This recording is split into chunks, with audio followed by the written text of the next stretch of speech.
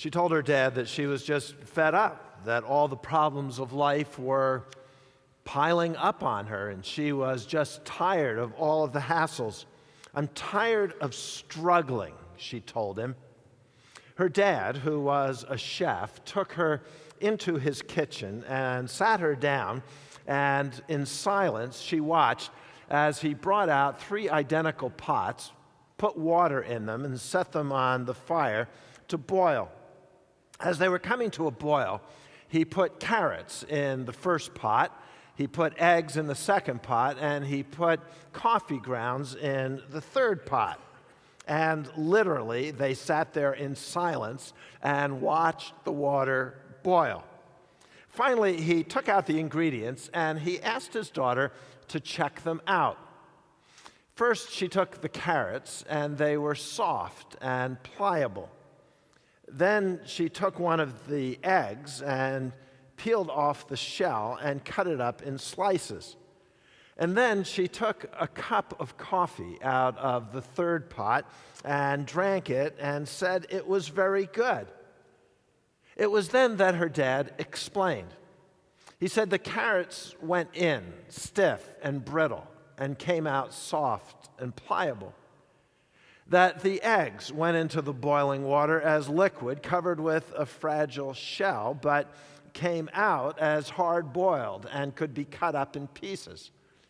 And that the coffee grounds were very different from the other 2, because while the water changed the other 2, it was the coffee grounds that changed the water. And he said to her, that is what adversity in life is like. It can change you for the better, or you can change the adversity into something completely different. King David was in boiling hot water that day when he called for the evacuation of the city of Jerusalem. His own son, Prince Absalom, had brought an army that was marching on Jerusalem with the intent probably to kill his father, the king, to seize the government and the throne, and to take over the city and the nation of Israel. And so, as David and his fellow Jerusalemites escaped to the desert, there was a wonderful and awful mix of blessings and of curses. A guy named Ziba approached David with a supply of gifts that would make any birthday memorable. If you got for your birthday what he brought to David, you would never, ever forget that birthday. Ziba was the chief of staff for Mephibosheth. He had actually been the chief of staff for the grandfather, who was King Saul. And maybe you remember the story of Mephibosheth. Both his father and his grandfather died when he was 5 years old. They died in a terrible battle that Israel fought against the Philistines. And his nanny thought that he would be killed as well, since it was an ancient practice to spill all royal blood and kill all possible successors.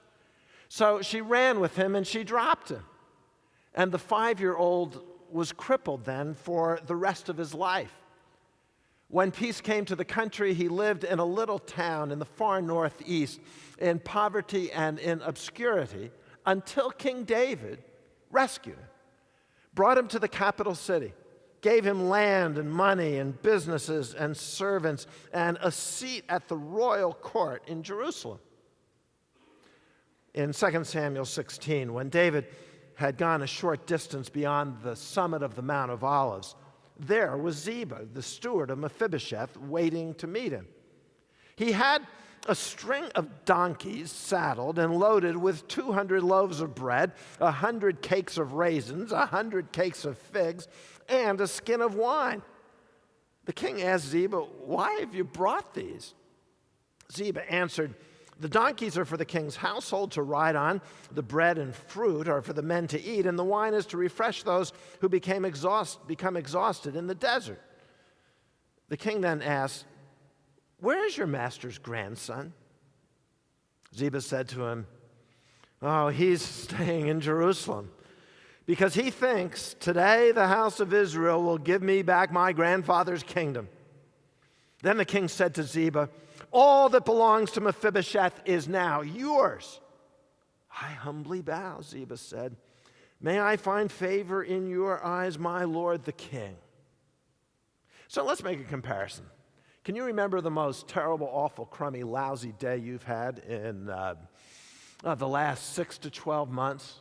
You were discouraged and down and just felt hopeless, and then somebody showed up at your door with 4 gallons of your favorite Caribou coffee for you to drink, and 80 gallons of your favorite ice cream, and 100 dozen of your favorite cookies. And in addition to that, 50 hot pizzas just for you, fresh from Domino's, and $1,000 worth of McDonald's gift cards. So you're feeling better. This is kind of good news. You probably wouldn't know what to do with all those gifts, but if you got to thinking about it, you'd think this is probably better, for me at least, than the gifts that Ziba brought. Because what if somebody knocked at my door and brought me a string of donkeys? Especially if you live in an apartment.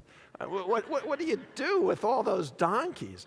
And 100 loaves of bread, and 100 cakes of raisins, and 100 cakes of figs, and a skin of wine? So maybe Ziba wasn't the typical shopper, and maybe the list of gifts that he brought for David don't seem very current or relevant to us.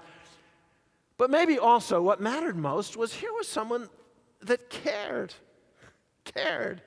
When the king was down, when the day was awful, when everything was caving in, to have a friend, to have someone who empathized, to have someone who went out of his way to bring gifts and to show generosity. And this was really nice, what Ziba did for David. And then David asked about Ziba's boss, Mephibosheth. Asked how he was doing and what he was doing. And Ziba gave a most troubling report. He said that pretty much everybody is on your orders evacuating out of the city of Jerusalem, but Mephibosheth is not. He's just staying there. Because he's assuming that in all this political and civil turmoil, the result will be that he will get the kingdom of his father and grandfather, and that he will be seated on the throne. Now, it's not very hard to imagine what probably went through David's mind. He's thinking, Mephibosheth, he was as good as dead. Any of the other kings in neighboring kingdoms would have killed him if he was a descendant of the previous monarch. So he's in this little town and a poor man and disabled, and I am the one who reached out to him. I gave him a place to live, a seat at the royal table. I gave him money and servants and businesses and all of his grandfather's land. I did all of this, and look at him, this ingrate, this guy for whom I have been so generous, and now he's returning by refusing my order and claiming my throne. You begin to wonder, isn't there no one left who is decent anymore?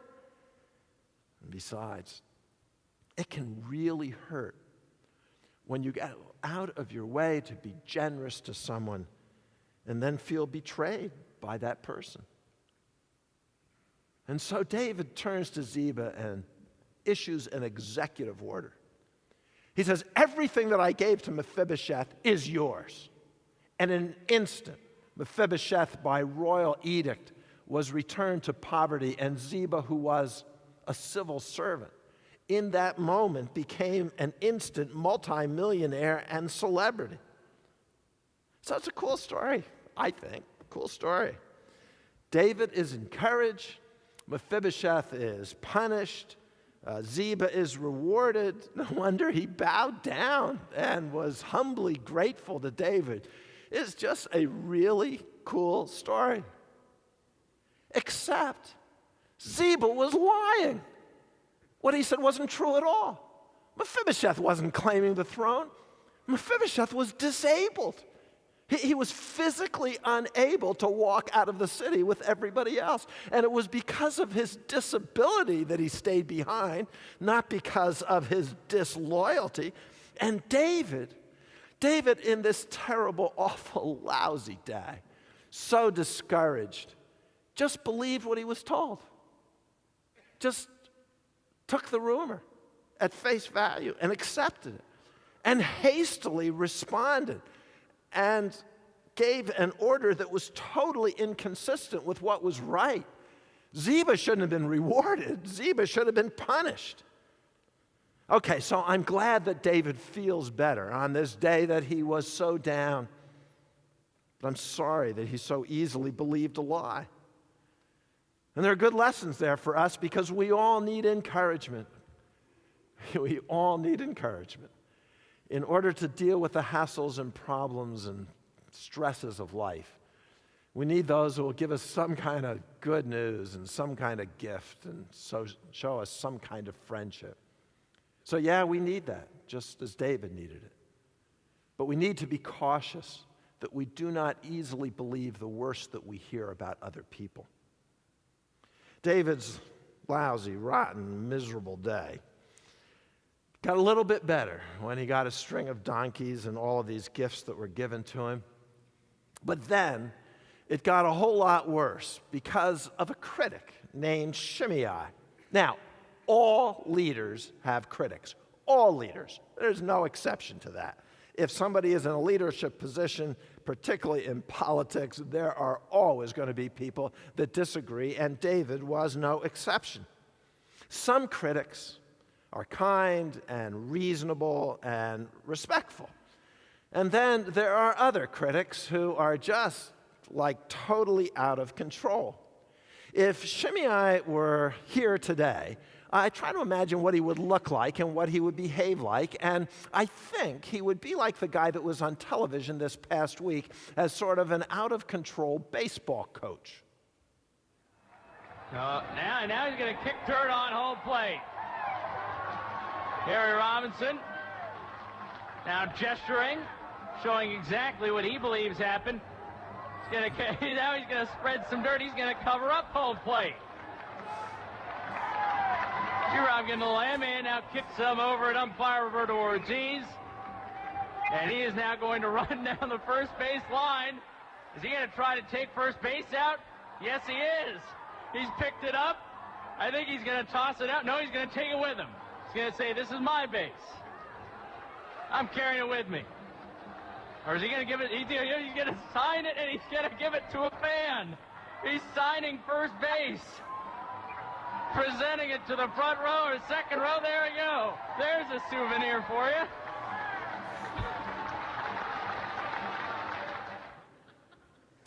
As King David approached Bahurim, a man from the same clan as Saul's family came out from there. His name was Shimei, the son of Gera, and he cursed as he came out. He pelted David and all the king's officials with stones, though all the troops and the special guards were on David's right and left. As he cursed, Shimei said, get out, you man of blood, you scoundrel. The Lord has repaid you for all the blood you shed in the household of Saul, in whose place you have reigned. The Lord has handed the kingdom over to your son Absalom. You have come to ruin because you are a man of blood. So Shimei could have been an out-of-control baseball coach today, but he was an out-of-control political critic 3,000 years ago. And I don't really know whether he should be classified as funny or sad. Because, like in every generation, he was one of those thankfully few who was so angry and upset with the political leader that he went ballistic. Shimei actually showed up cursing. So when they first saw him and heard him, he's already cursing, which means that he was doing it when he was alone. So there he is out in the desert yelling and shouting curses against David when there was no one there to hear him. Now, most of the time, when people do that, it's because they have a weak position, and they think that they can somehow strengthen and bolster what they are saying by using obscenities or profanity. Shimei was a relative of some sort to the former King Saul. And he assumed that David had illegitimately taken the throne and that it really belonged back to King Saul. And that's what he wanted. He wanted yesterday to come back again. Probably he wanted King Saul on the throne again, even though that was impossible because King Saul was dead. I've got to hand it to him. He wasn't afraid. This guy is shouting curses, and he's throwing rocks and dirt at David when he's surrounded by the army. He's got the equivalent of the Secret Service standing around him, and this guy is undaunted and unstoppable because he really believed it, and he was a true zealot. He called David names, which, again, is usually a pretty sure sign of weakness. When we have a view and we think that it somehow is not going to be understood or listened to, then we tend to raise the volume and shout, and we tend to call names. And that's what he did. He called David a scoundrel. He did what a lot of people do. He claimed that God was on his side. Now, he didn't much get the facts straight, actually. If he's referring to David sitting in the place of King Saul, that just wasn't technically accurate because David never took the capital city or the palace or the throne of King Saul. He established a new capital in Jerusalem and sat on a new throne. And as far as Shimei's assertion that Absalom had already taken over the kingdom and was the new king, it wasn't true. It's what Absalom wanted to do, but he never actually was able to accomplish it. And as far as God giving up on David and being through with him, God was not through with David. So he had pretty much all of the facts wrong here, but he had deep emotion. And deep emotion was for him more important than factual accuracy. Now, we all run into the modern successors of Shimei. They are those who sit in the next cubicle at the office. There may be a Shimei in the family who showed up this past summer for the family reunion and will be back next July. Shimei will for the next family reunion. These are the people who can cause problems at the neighborhood. So the old neighborhood block party has fewer attending because Shimei might come. And what do we do with these people? How do we respond to them? Well, then Abishai, the son of Zeruiah, said to the king, "Why should this dead dog," now he's calling names on the guy that calls names, "why should this dead dog curse my lord the king? Let me go over and cut off his head." Well, that's one way of dealing with people that criticize you. Just cut off their heads. Seldom do they criticize after that. And David could have done this. He could have ordered the execution of Shimei. Just because David could have doesn't mean that he should have. Sonia Reeder tells her story in a Christian magazine.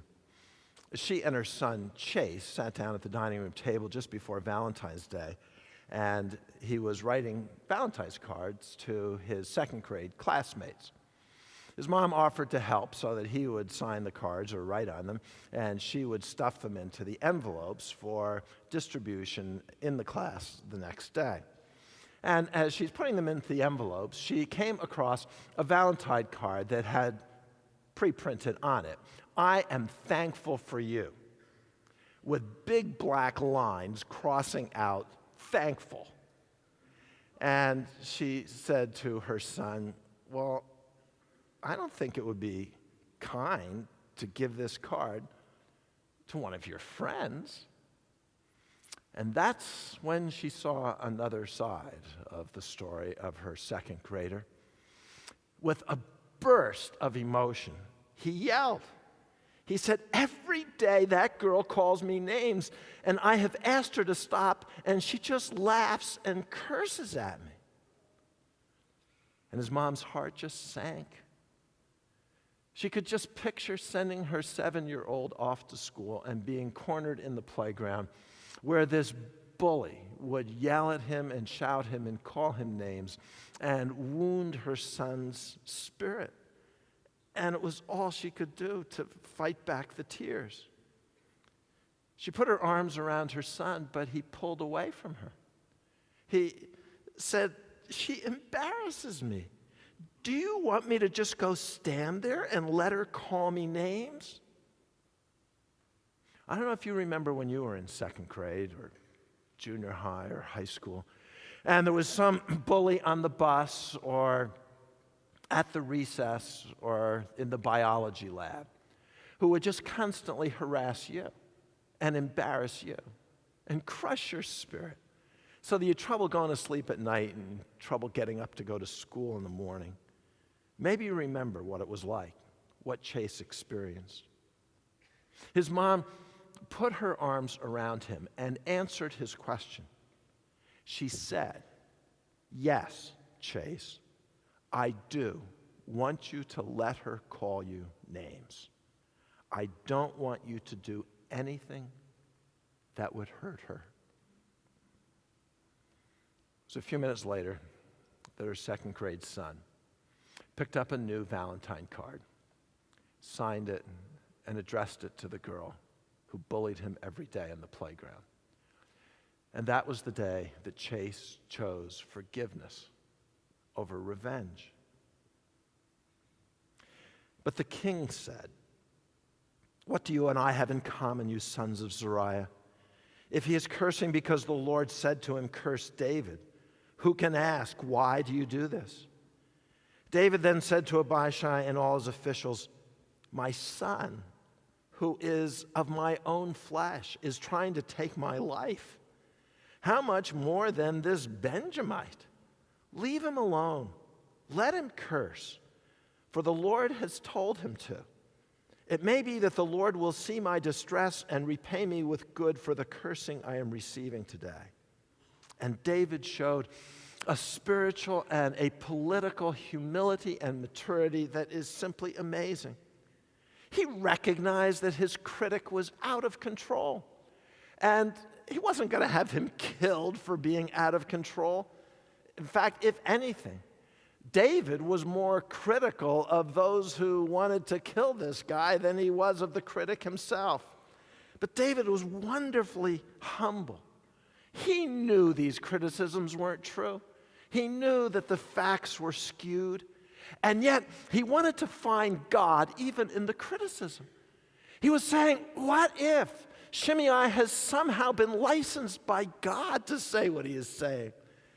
And I must learn what God has for me to learn, and that God may use this for good.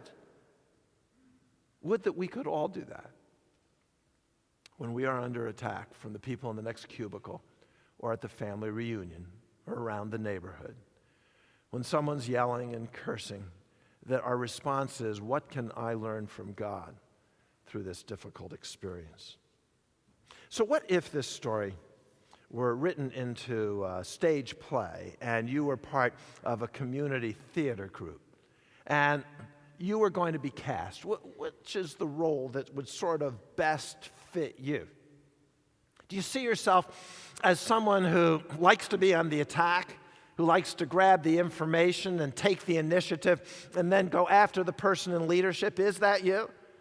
Because if it is, then you get to play Shimei. Or maybe you like to shut down people that disagree, the critics, those that speak with too high a volume and too direct a confrontation. And you just want to shut them down and cut them off. Then you get to play the part of Abishai. Or do you listen to the critic and feel the pain and pray that God will somehow use this for good? And then you get to play the part of David. David was humble and gracious towards Shimei. But that didn't silence him. So David and his men continued along the road while Shimei was going along the hillside opposite him, cursing as he went and throwing stones at him and showering him with dirt. The king and all the people with him arrived at their destination exhausted. And there he refreshed himself. Because there are some Shimeis who just will not quit. You can threaten them and you can sweet talk them, and they keep coming out with more curses and more stones and keep throwing more dirt. And it is no wonder that at the end of that day, David and all of his colleagues were just exhausted, because constant harping wears us down. It wears us down in a marriage, it wears us down in a family, it wears us down at work, it wears us down at school, it wears us down in leadership. And so they needed to be refreshed. Now, perhaps we are prone to say, it's a nice utopian theory. It just isn't very practical. To treat people like Shimei with kindness and respect and let them get away with it, that's just not very practical. But it is Christian. So listen to what the New Testament has to say. In James 1:19, my dear brothers, take note of this. Everyone should be quick to listen, slow to speak, and slow to become angry. For man's anger does not bring about the righteous life that God desires. In 1 Corinthians 4:12 and 13, when we are cursed as Christians, we bless. When we are persecuted, we endure it. When we are slandered, we answer kindly. In 1 Peter 2:23 and 24, when they hurled their insults at Jesus, he did not retaliate. When he suffered, he made no threats. Instead, he entrusted himself to him who judges justly. He himself bore our sins in his body on the tree, so that we might die to sins and live for righteousness. It is by his wounds that you have been healed. So, does this biblical approach actually work when dealing with out-of-control people? Well, it does. Sometimes it does. But as Christians, the final test for us is not whether it works. The final test is whether this is what God calls upon us to do. All right, so what about Shimei? This guy out of control, throwing rocks and dirt and yelling curses and just won't stop. If you page ahead 3 chapters in the Old Testament book of 2 Samuel to chapter 19, you read more of the story. That when Shimei the son of Gera crossed the Jordan, he fell prostrate before the king and said to him, "May my Lord not hold me guilty. Do not remember how your servant did wrong on the day my Lord the king left Jerusalem. May the king put it out of his mind, for I, your servant, know that I have sinned. But today I have come here as the first of the whole house of Joseph to come down and meet my Lord the king." So yes, a righteous and biblical response to misbehavior can become the catalyst of God, even to convert the critic. Usually at the end of a sermon, what I do is pray, my prayer. But I want to give you a different prayer today. A prayer that comes from a Serbian bishop named Nikolai Velimirovic. He's been gone a long time now.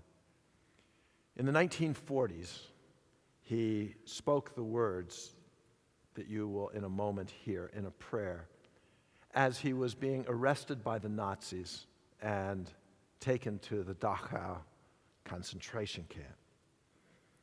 Bishop Nikolai prayed, "Bless my enemies, O Lord. Even I bless them and do not curse them. Enemies have driven me into your embrace more than friends have. Friends have bound me to earth. Enemies have loosed me from earth and have demolished my aspiration in the world. Bless my enemies, O Lord. Even I bless and do not curse them." Amen.